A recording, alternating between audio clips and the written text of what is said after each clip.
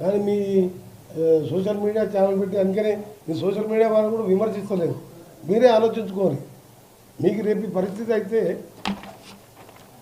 ఏదో విధంగా మీరేమైనా చేసినా చేయకుండా మీ మీద కోపం ఉన్నా లేదని పెట్టుకోవచ్చు. దీనికి లిమిట్ లేదు కదా, దీనికి ఏం మీద అబ్జెక్షన్ లేదు కదా. దీనికి పెట్టుకుంటే అప్పుడు మీరు ఎట్లా ఉంటారు?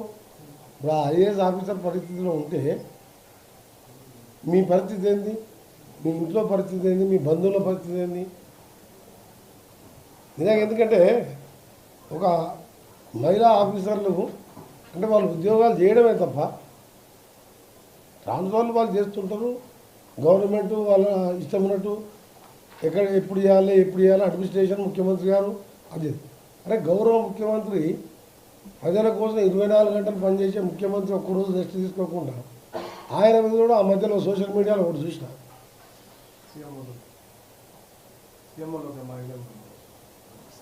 సీఎంఓ మైలేజ్ ఒకటి, అంతకంటే ముందు ఇంకా ఘోరమైన వీడియో చూసినాం. సీఎం గారిది అసలు ఎవరన్నా అసలు నమ్మడం కాదు, ఎవరు నమ్మరు, ఎవరు నమ్మలే. సీఎం గారు అదేసి ప్లస్ మళ్ళీ సీఎంఓలో మహిళ అని చెప్పి మళ్ళీ ఒకటేసి ఇవన్నీ అది సీఎంఓ గారిది. సీఎం గారికి ఫస్ట్ వచ్చింది చూసినా కానీ సెకండ్ వచ్చింది చూడలే, ఎవరో చెప్పింది. రెండోది మన ఇన్ఛార్జ్ మినిస్టర్ మొదటిసారి ఎమ్మెల్యే అది అని చెప్పి నినమానం అనలేదు. నేను చెప్పేది ఒకటే ఏంటంటే మా మీద వేసుకోండి, ఒకసారి మా మీద వేయండి, కొన్ని రోజులు బాధపడతాం. మాకు కూడా భార్య పిల్లలు వాళ్ళు కూడా బాధపడతారు, మా బంధువులు బాధపడతారు, మా కార్యకర్తలు బాధపడతారు. కానీ ఆఫీసర్లు పైన ఐఏఎస్ ఆఫీసర్ని చూడకుండా అసలు ఎక్కడ పోతుంది అర్థమవుతలేదు నాకేది. నేనే నా మీద కాదు, బాగా సీఎం మీద నువ్వు వేసినావు, నువ్వు కాదు. సీఎం గారు పోతున్నట్టు బండి నడుపుతున్నాడు, ఫోటో వేసి పెట్టిన ఐటమ్ సీఎం వల్ల మహిళ ఆఫీసర్ మొత్తం. ఎప్పుడో సీఎం చూసిన మీ మహిళా ఆఫీసర్ సీఎం గారు ఎప్పుడన్నా ఆఫీసర్ మీరు చూసినా ఏం ఐటమ్ అది? నేను మొదటిసారి ఎమ్మెల్యే ఇన్ఛార్జ్ మినిస్టర్ అని, ఇప్పుడేమో నల్గొండ మినిస్టర్, చంద్రబాబు మినిస్టర్ అని ఇవన్నీ మీరు చూసినా మీరు దించారా దానికి? అదే ఎవరు అనుకుంటే మీరు వేస్తున్నారు. అది కాదు, దానికి పొద్దు ఉదయమే డీజీపీ గారితో క్లియర్ కట్గా మీరు పోలీస్ పరంగా రిపోర్ట్ చేయాలని గంట సేపు శివధర్ రెడ్డి గారితో డిస్కస్ చేయడం జరిగింది. మీరు సమగ్ర విచారణ చేయాలని చెప్పి వారు గంట సేపు వారితో చర్చించడం జరిగింది. వారికి కూడా అప్పటికే రిపోర్ట్ ఉన్నది, ఆల్రెడీ మా దగ్గర రిపోర్ట్ ఉన్నది. మళ్ళా కూడా డీటెయిల్గా ఎంక్వైరీ చేసి కఠిన చర్యలు తీసుకుంటామని మా అసోసియేషన్ తరపుకెళ్ళి కూడా లెటర్ పంపించిందని చెప్పి మళ్ళీ ఇంతకుముందు కూడా మళ్ళా అడిషనల్ డీజీపీ విజయ్ కుమార్ గారు వాళ్ళు కూడా మాట్లాడిండ్రు. వాళ్ళ అసోసియేషన్ తరపుకెళ్ళి కూడా వచ్చింది, అది ఎంక్వైరీ చేసుకుంటాం. డీజీపీ గారు గడిచిన అతను మాట్లాడాడు, ఆయనకి ఎట్లా జరిగిందో ఆయనకు ఫస్ట్ అడిషనల్ డీజీపీ అంతకుముందు ఆయనే ఉండే ఇంటెలిజెన్స్. నేను మినిస్టర్ అయినట్టుకు ఒక కలెక్టర్ ఉండే కర్ణన్, ఆ తర్వాత మళ్ళీ హరిచంద్రన్ కలెక్టర్ వచ్చింది. తర్వాత ఎమ్మడే ఎలక్షన్ పార్లమెంట్ ఎలక్షన్ పర్పస్ చేసి ఆ సీనియర్ ఆఫీసర్గా తీసుకొచ్చి మళ్ళీ హైదరాబాద్ పోస్టింగ్ ఇచ్చాం.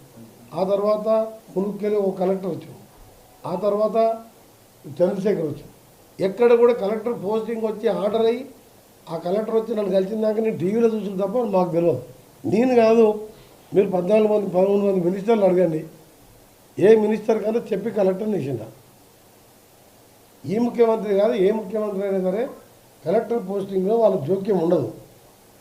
అందుకనే ప్రభుత్వం తరఫున మొత్తం డీటెయిల్గా ఎంక్వైరీ చేయాలనే నేను సీఎం గారికి చెప్పడం జరిగింది, డీజీపీ గారికి, ఇంటెలిజెన్స్ డీజీపీ గారికి డీటెయిల్ ఎంక్వైరీ చేసి ఇమీడియట్గా దీని మీద వాస్తవం ఏంది, తప్పుడు వార్తలు ఏంది తీసుకోవాలని చెప్పి.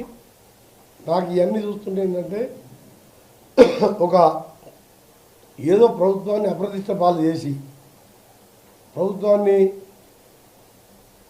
ప్రతిష్టంభం తీసుకురావాలనో లేకపోతే ఇంకేమైనా చేయాలనో ఏం చేస్తుందో ఆ విచారణ జరిగితే కాదు తెలియదు. జ్ఞానంతో నేను కుట్ర అని చెప్పి నేను చెప్ప ఆ పోలీస్ ఎంక్వైరీలో తేలుతుంది ఎందుకు వచ్చింది ఈ వార్తలు, ఎందుకు ఈ వార్తలు వస్తున్నాయి, ఎందుకు ఈ టీవీలు వస్తున్నాయి. ఒక 20 రోజుల్లోనే మొత్తం కూడా బయటపడుతుంది. సోషల్ మీడియా కానీ మెయిన్ ఛానల్లో కానీ దాని వెనుక ఏమున్నది, ఏం సంగతి, ఇవన్నీ కూడా ప్రభుత్వం తీసుకొని రిపోర్ట్ వచ్చినాక వాళ్ళే లీగల్ యాక్షన్ తీసుకోవాలని వాళ్ళని కోరడం జరిగింది. నేను మాత్రం ఇండివిజువల్ మినిస్టర్గా మీరు రిక్వెస్ట్ చేస్తున్న మీకు కూడా ఫ్యామిలీస్ ఉంటాయి, మీకు కూడా మీ బాధ్యతల్లో కూడా ఎవరైనా మీకు పడని వాళ్ళు, మీ పోటీ వాళ్ళు, ఇలాంటి ఇంకో సోషల్ మీడియా ఏది యూట్యూబ్ కావాలని ఇంకోటి 50 యూట్యూబ్ ఛానల్ అంటే పెట్టుకోవచ్చు, పెట్టుకొని ఇష్టం ఉన్నాయి పెట్టేసి వైరల్ చేసుకోవచ్చు గ్రూప్ల ద్వారా. మీకు కూడా ఎవరైనా పెడితే అప్పుడు మీరు ఏమవుతారు, మీరు బాధపడతారు కదా. మహిళా ఆఫీసరు మన ఇంట్లో మహిళల మీద కానీ ఆఫీసర్ అనేది చాలా తప్పు. ఐఏఎస్ ఐపీఎస్ ఆఫీసర్ల మీద వాళ్ళకి రేపు డ్యూటీ చేయాలంటే కూడా సగం మంది మహిళా ఐఏఎస్ కలెక్టర్లు వాళ్ళే ఉన్నారు.